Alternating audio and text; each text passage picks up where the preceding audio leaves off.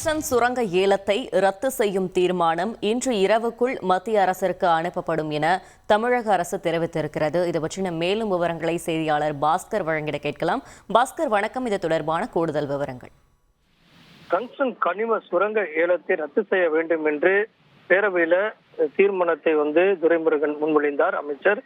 அந்த வகையில பார்க்கும்போது பேரவையில காரசாரமான விவாதம் நடைபெற்றது. எதிர்க்கட்சித் தலைவர் எடப்பாடி பழனிசாமி பல்வேறு கேள்விகளை எழுப்பினார். அது தொடர்பாக தமிழக முதலமைச்சரும் விளக்கம் அளித்தார். பிறகு ஒருமனதாக தீர்மானம் நிறைவேற்றப்பட்டது. அந்த தீர்மானம் எப்போதும் மத்திய அரசுக்கு அனுப்பி வைக்கப்படும். ரத்து செய்து கொண்ட நடவடிக்கைக்காக தொடர் நடவடிக்கைக்காக பேரவையில என்ன நடவடிக்கை எடுக்கப்பட்டது என்பது தொடர்பாக அது தீர்மானத்தினுடைய தகவல்கள் அனைத்துமே மத்திய அரசுக்கு அனுப்பி வைக்கப்படும்.